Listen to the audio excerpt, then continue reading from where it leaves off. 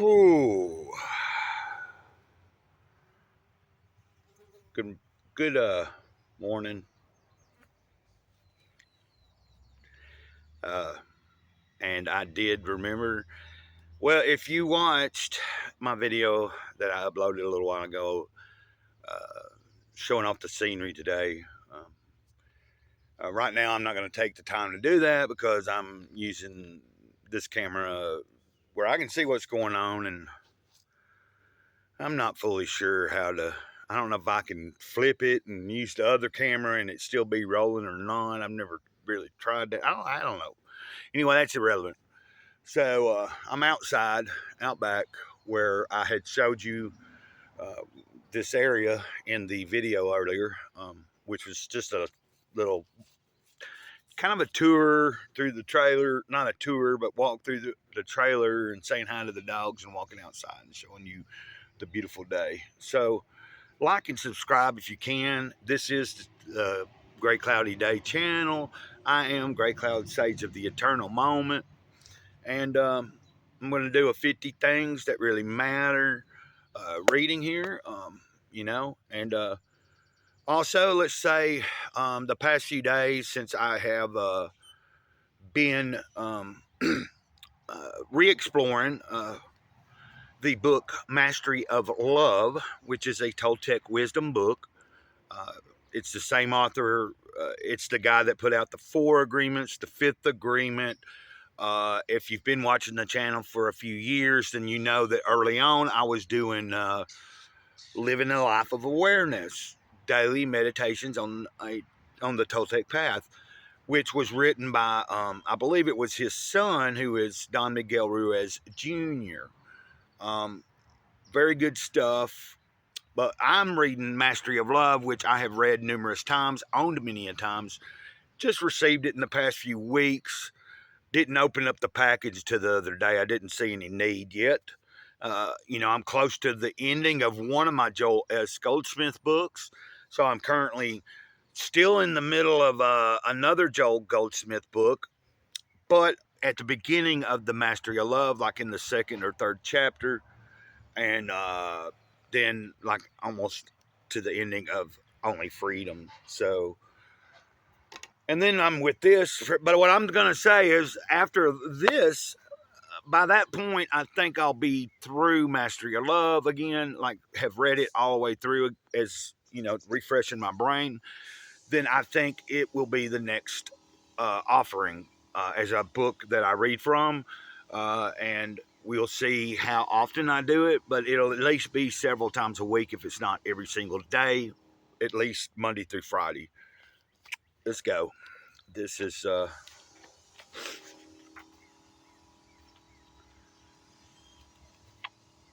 see. I liked this one. I did read it to myself.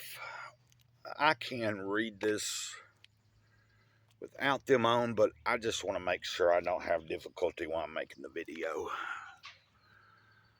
21. Number 21, sad movies. You ever watched a sad movie? I have. I like movies that make me feel emotional, whether it be happy or tear up, because it's probably making me think about something in my life that it's hitting the nerve anyway. When I was 16, I went to the movies with my 18-year-old stepbrother, Matt. He suggested the Disney movie Beauty and the Beast. I was pleased, but a little taken aback. I had prepared myself for car chases and explosions. I loved the movie. It was romantic, touching, and colorful. But I kept thinking, Matt must be bored to tears over there. Then came the scene where Belle and the Beast dance. I got completely caught up in it. They danced so beautifully together, and the Beast was surprisingly graceful despite his beastliness. What a shame he had to be trapped in that ferocious form.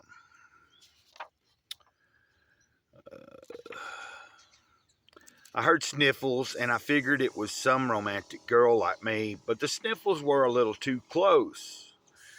I looked over and it was Matt who was crying. Star football player and prom king, and they weren't tears of boredom. The movie was really getting to him. He noticed my stare. It's sad, he said, unashamed. It was sad. Inspired by Matt, I too let loose and cried alongside him.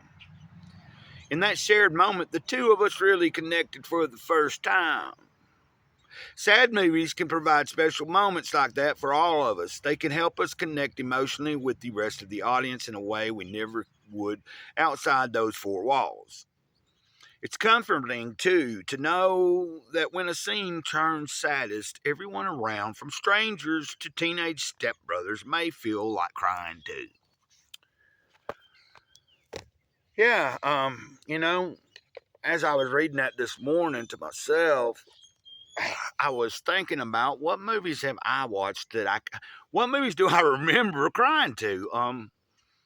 And at that time, this one wasn't in my mind, but it just popped into my mind. I do remember crying to remember E.T.? I remember crying about that. I was a kid. I don't remember how old when E.T. came out, but I saw it in the theaters a couple of different times, and then when it came on HBO and all that, of course, back in the day, that's how you watched it. We didn't have even VHS at that time. It was a few years later that was more widespread and stuff, but,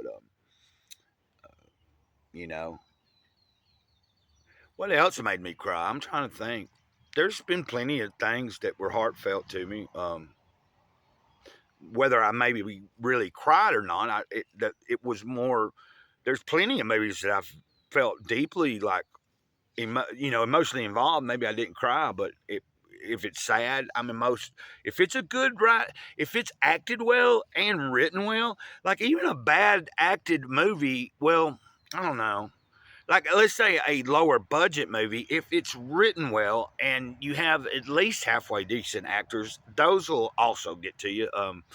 Like especially if it's good writing, uh, which is very rare nowadays when it comes to most modern media entertainment. To me, um, I find it hard to find any like I used to really enjoy watching movies and stuff, and I do still, but there's so much that I have the access to now that it's like it's hard for me. I mean, I'm real picky.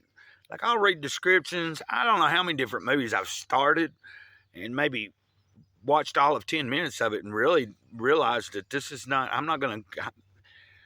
There was no way that I wanted to watch it fully. Like it wasn't even. So but that's just the way it is. I find myself enjoying more.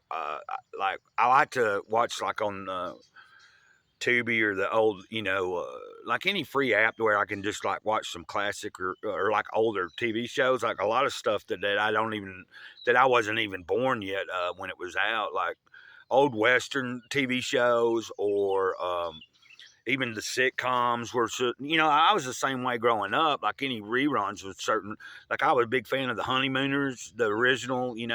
Of course I was watching old reruns growing up.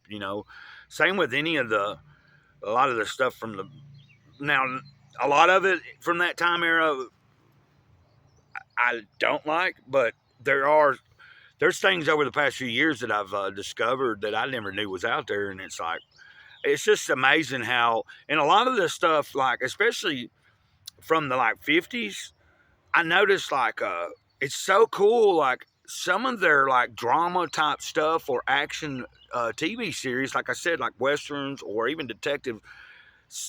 I'm like finding a lot that were only 30 minutes long in episodes, and it was such good writing that it would be like, unless it was a longer story that would continue to another episode, but usually within 30 minutes, you were like a full, complete arc of a story. And people's, like whatever characters the TV show was based on that you watch every week or whatever, that was, anyway, like I don't talk a lot about that kind of stuff, but it just, because this reading was about sad movies, I'm thinking about just movies or that kind of content in general. And so, I'm having a great, I mean, I've done what I said I was going to do about my smoking of marijuana. Like, I did get some yesterday, but I didn't just sit and completely. I smoked a little, didn't just keep chiefing, and I really haven't. Like, here soon, I will probably partake, indulge a little, but I'd said I'm cutting back the amount that I'm going to do during the day, and that uh, not try to be. Now, it doesn't matter to me. Like, I'm real open about it, but being that I've experienced a clarity again, and a clarity this time more so, like more vivid than I ever have before. It's important for me to maintain some, like now, some days it'll be fine for me to be totally stoned and do a video, but I want to, for the most part, do most of my content, maybe not so obliterated. Well, like I don't think you've never seen me really obliterated because I've never came on and done a video that way. I've just know that in the past few months I'd gotten like to where I was just as long as I had it, I was smoking it, and then I would be smoking all through the freaking day, and it's like, yeah, I was still getting things done, but I realized that I need to tone it down, and that's just my personal thing because Great Cloud is not like, I'm a new creature, man. I'm a new creature.